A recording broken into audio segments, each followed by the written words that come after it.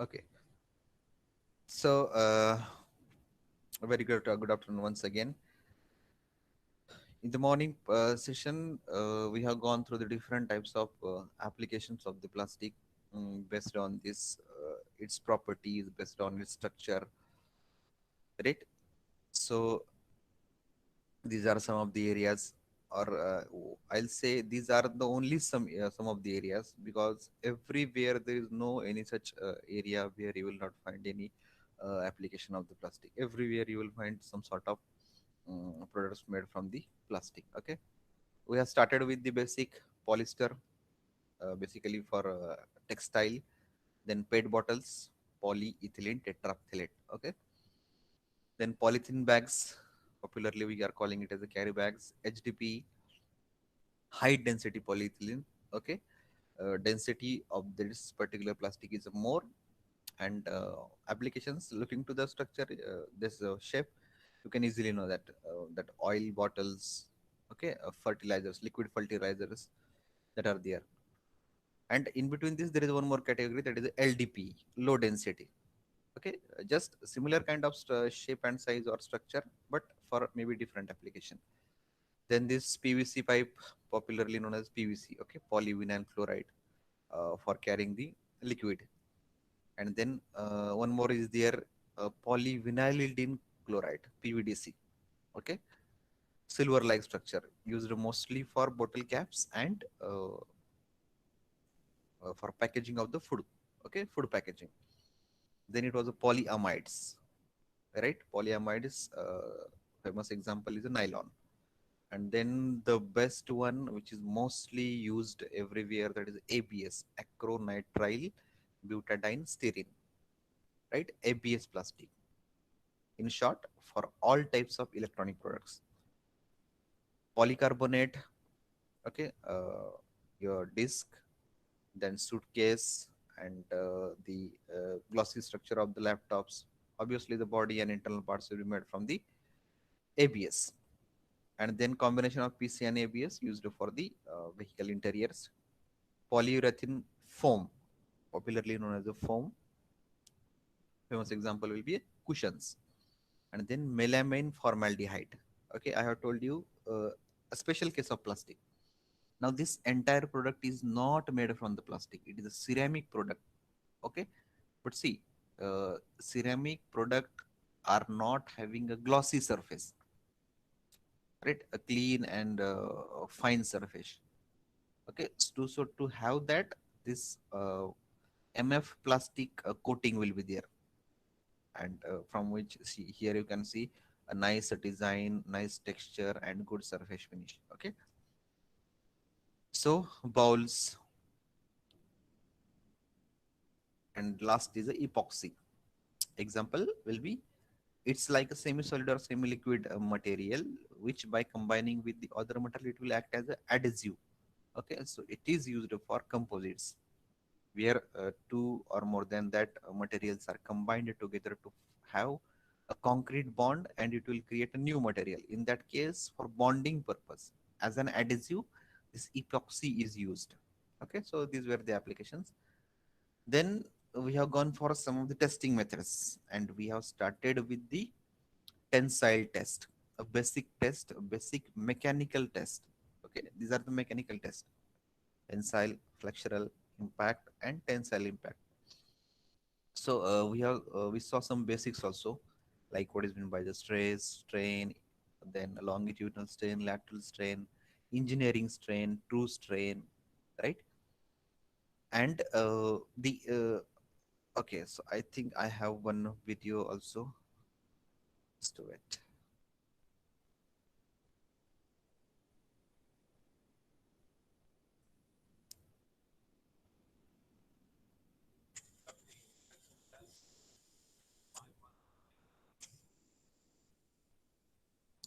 This is a UTM, Universal Testing Machine.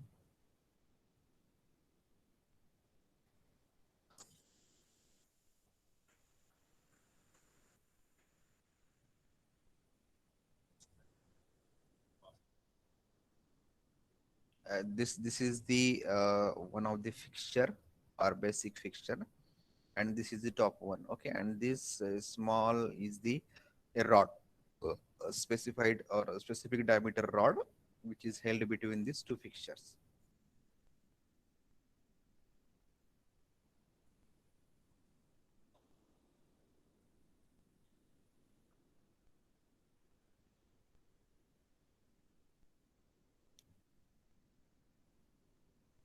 All right, this is a UTM, and this is a digital UTM. What I told in the morning, that we are applying the load and we are getting the deflection. So directly we will not get the stress strain curve. Yes, by using this system and through calibration, this digital system is giving directly stress strain curve, this PC computer. Okay, but actually output is the force versus deflection curve.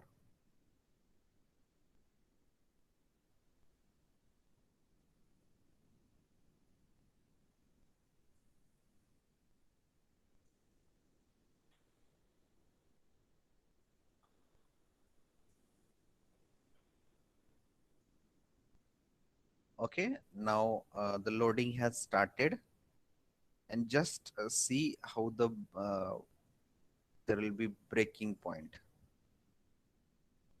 Okay, if you see here at the central point, it is called as necking, necking.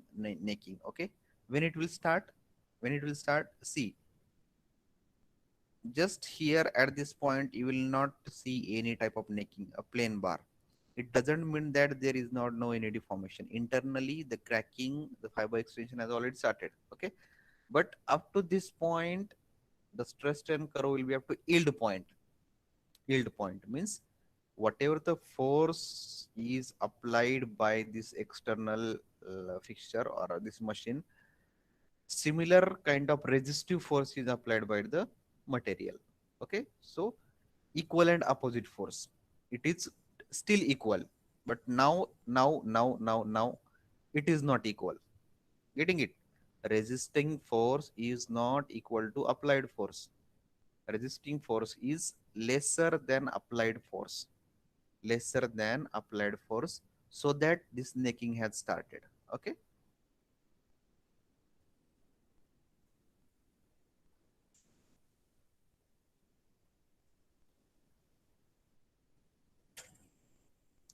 okay, okay. So now here if you see the nature of the this breakage, it is cup and cone type. See, it is a, here are the divergence. This is a cup and cone type. Okay, so if it is breaking like cup and cone type, it is a tensile material. Okay, a tensile type of material. Okay, sorry, not tensile, sorry, ductile material. Okay, and when it will break down a simple plane, like an I can give you the example of a chalk, right? Or chalk, when you will break that chalk by applying the compressive force, now it is not having cup and cone type structure, it will simply break as like a plane. Okay, a simple plane. That is happening in case of brittle metal. Okay, so with the nature of this breakage also you can identify the material.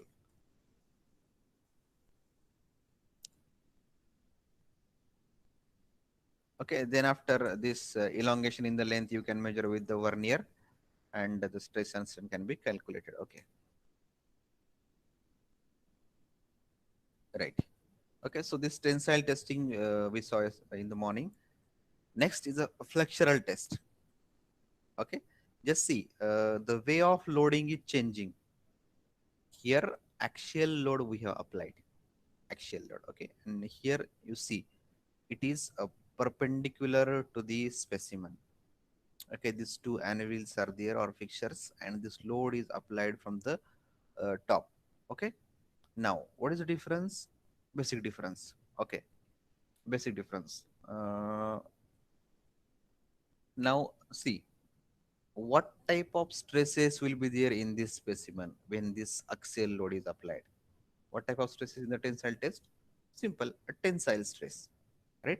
Only tensile stress will be there, right? So here, testing will be there with respect to only tensile stress. What is happening here? Okay. Here we are getting flexural properties, and it is called as a 3 point bending test. 3 point 1 2 3. 2 point at the supports, 1 point that is pressing from the top. Okay.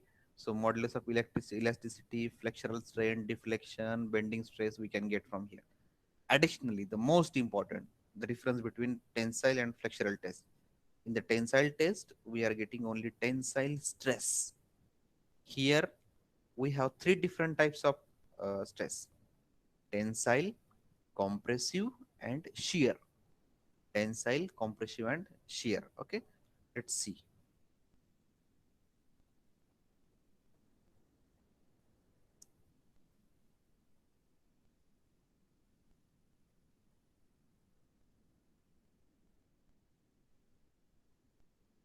Where is the sound?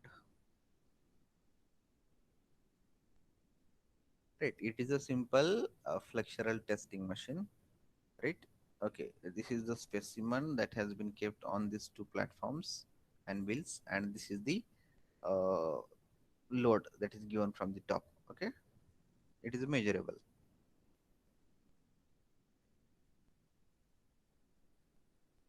Okay, okay, right. Okay, now load is increasing slowly and the material is bending like this. Okay, now what I told you, that there are three type of stress.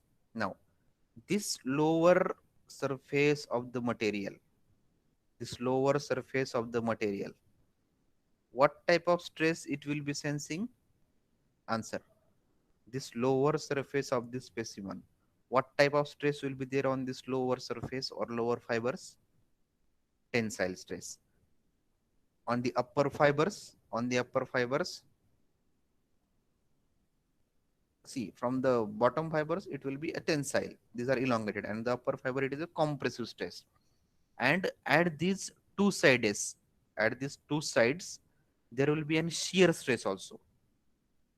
What is the difference between tensile and bend? What is the shear stress? When it moves parallelly. Okay, where there is a parallel deflection. Okay, this will be sensed at these 2 points, neck points. Okay, so tensile, compressive, and here shear. Okay, so three types of combined behavior we can study through this one test. It is called as flexural, and ultimately we can calculate the bending stress. Okay, that's how we'll get the graph also.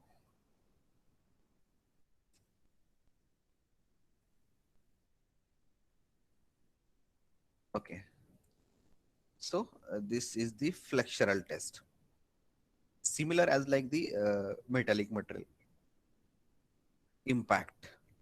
Okay, again, see, what is the difference between impact loading and what the load we have given in the tensile test?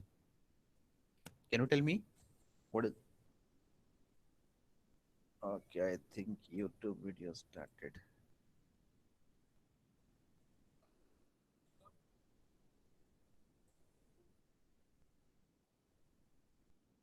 Right now, tell me, what is the difference between the load that we have given at the time of tensile test and here impact load? This also you have studied in your strength of materials, machine design, theory of machine. Impact load has some velocity with load. Okay, some velocity with load. Okay, so velocity in the sense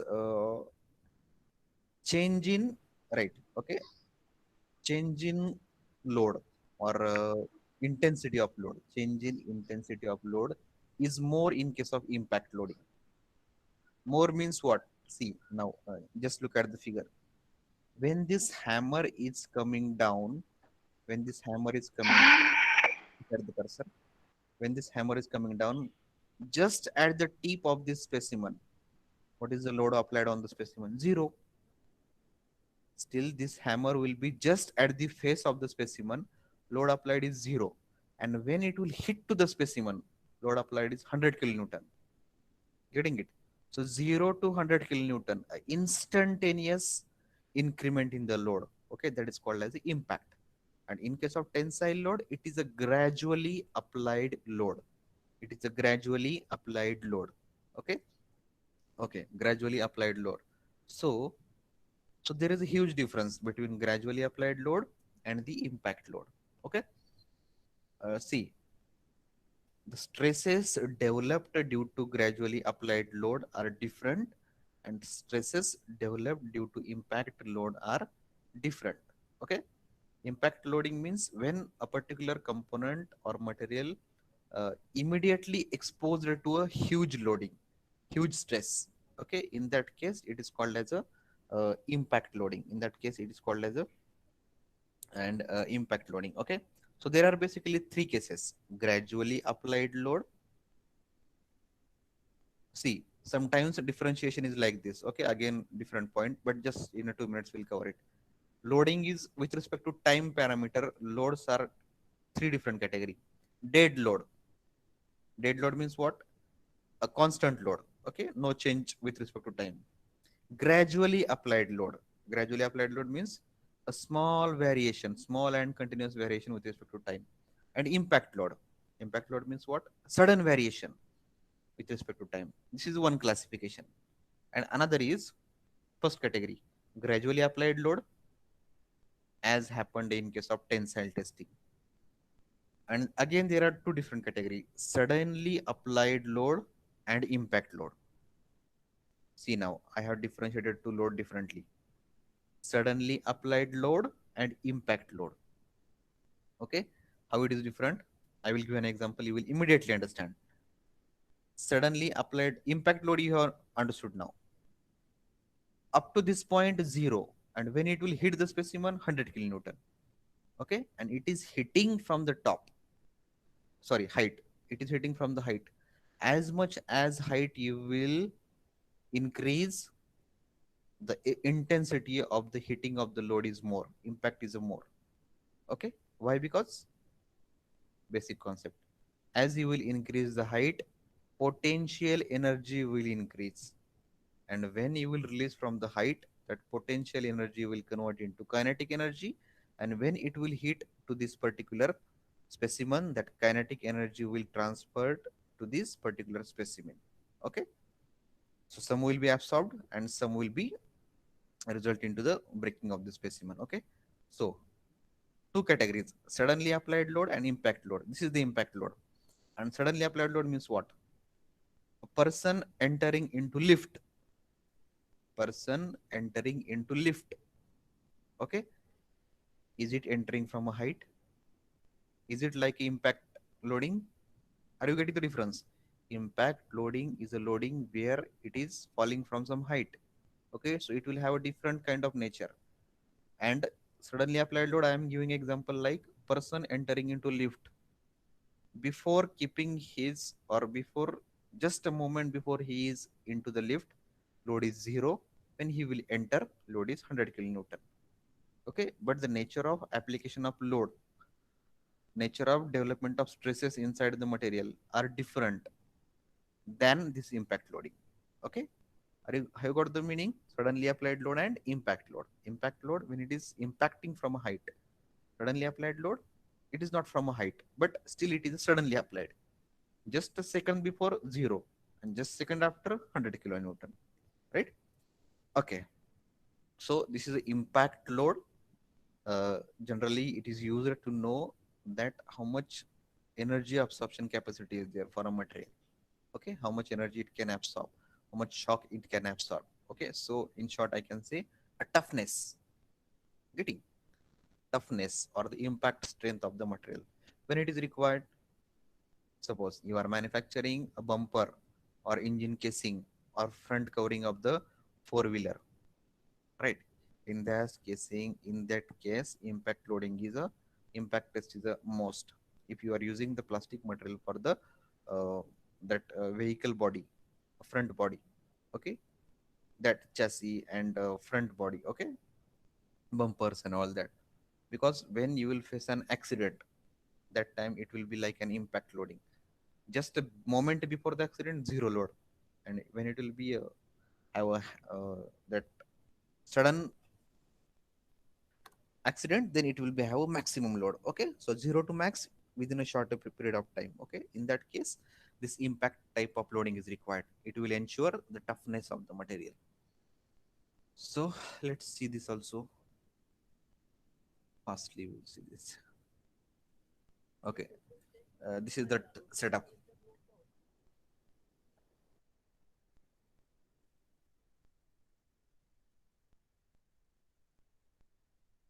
Okay, so this is the hammer. Okay, it can tie it on at this particular hanger, and here you are going to adjust the specimen.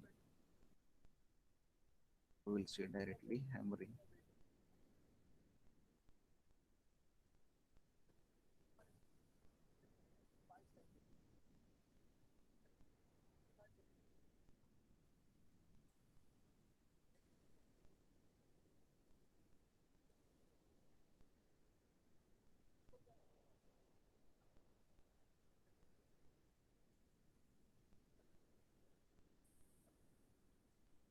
Okay, okay. Here the see here is the specimen that is adjusted, right? Here is a notch, right? And the hammer will come from the top now.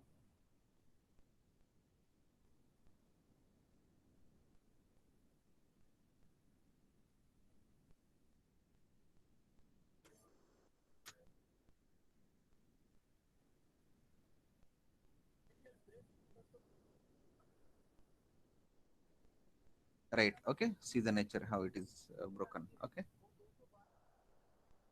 Okay.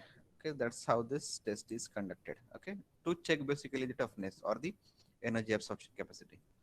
Right. Similar kind of test is there. It is not a different test. A tensile impact energy test. What is there? Difference between impact and tensile impact. See, in this case of tensile impact test, whatever the specimen used here was just simply attached between the two fixtures.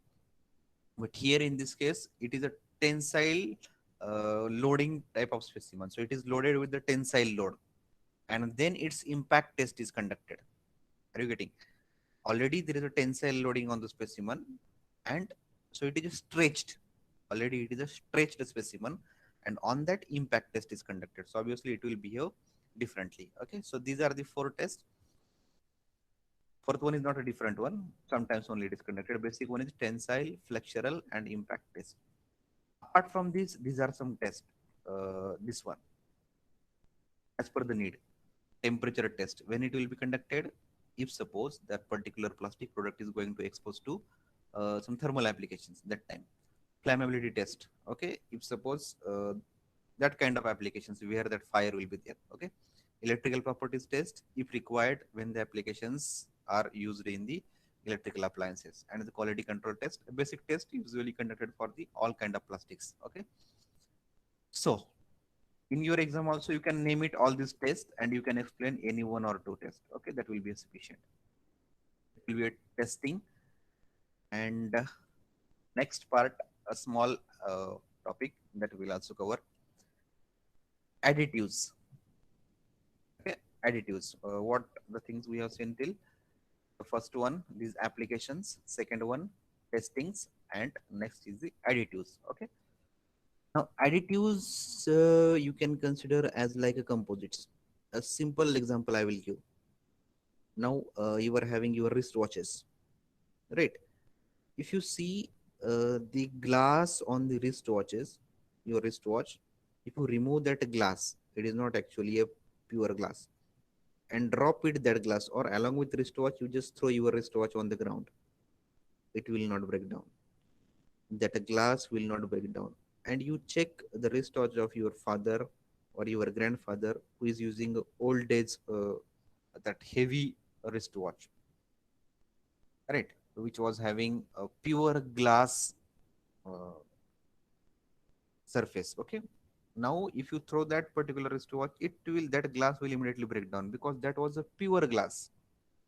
And whatever the glasses are coming nowadays on that wristwatch, these are fiber glasses. Fiber glasses. So it is a fiber reinforced glass. Fiber reinforced glass. Okay. So plastic fibers are reinforced along with the glass. And because of that, the most uh, what we can call the disadvantage of the pure glass. What is that disadvantage? The brittle nature. Whenever it will fall down, it will immediately break down. Okay, so that to reduce the brittle nature of the glass, the plastic fibers are introduced, because plastic is having a ductile nature.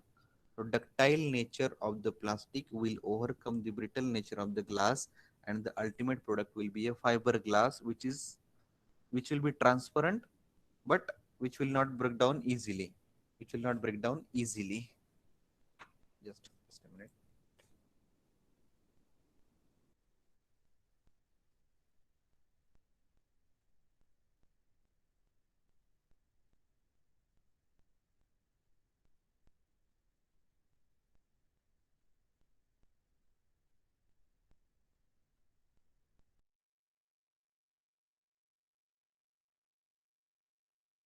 Okay, so additives are as like an composites. Okay, I have given you the example of composites, right? I have started the audio.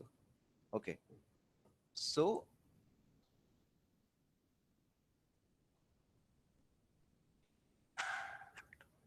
okay, so it will be as like an composite materials, right? So addition, why we have made for the addition? To change in the behavior, to change in the properties, or sometimes to reduce the cost also. Okay, depends on the application. Okay, so additives, basic three mottos: to modify the behavior, to improve the properties, and to reduce the cost. Okay, now,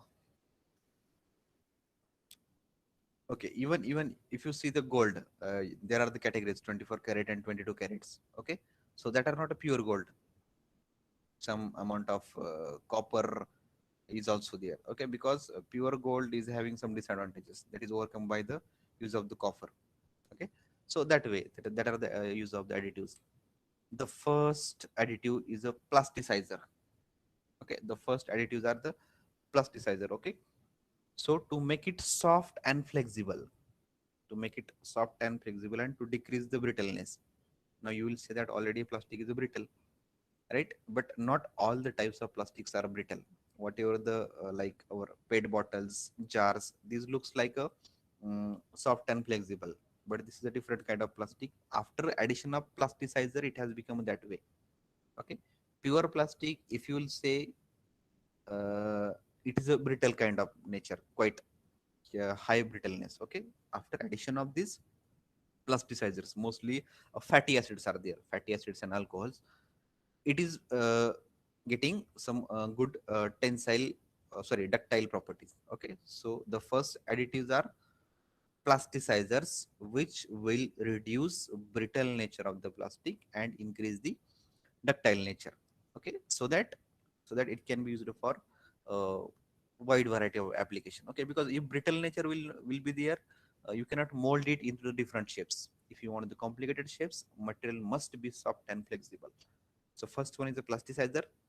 Second is the fillers. Okay, it is simple. Okay, it will not improve any property or anything, but to reduce the cost. See, any pure material is costlier. Any pure gold is also costlier, pure copper is also costlier, pure iron is also costlier. Any pure material is costlier, and any pure material cannot be used directly, nowhere. Okay, you cannot use any pure material directly for any application. There must be some fillers. Okay, not only to reduce the cost, to change the behaviors also. Okay, so here fillers are used to reduce the cost. Okay, and the mostly sometimes if application are not so important one, then wood floor, the cheapest one. Okay, so this wood floor sometimes, or silica or resins are also used just to reduce the cost of the plastic. Flame retardants. Okay, now you may have there will be and electrical switchboards in your home. Okay, which are made from the plastic, and many times you have seen that uh, sparking will be there. Sparking is used to there inside that particular switchboards. Okay, if that material will not be a flame retardant, it will start firing like this. See, here I have shown the picture also. Okay, so the material should be like that. It should be a flame retardant. It should not easily react with the oxygen. Okay, oxygen reaction should be avoided. Okay, to get that, paraffins, chlorinated paraffins are added with the plastic so that it will be a flame retardant. Again, it is a depending on the application. When it is used in the electrical applications, this is required property. Reinforcing agents, mostly for mechanical properties. If you want the strength, if you want more toughness, like that we have seen in case of impact loading.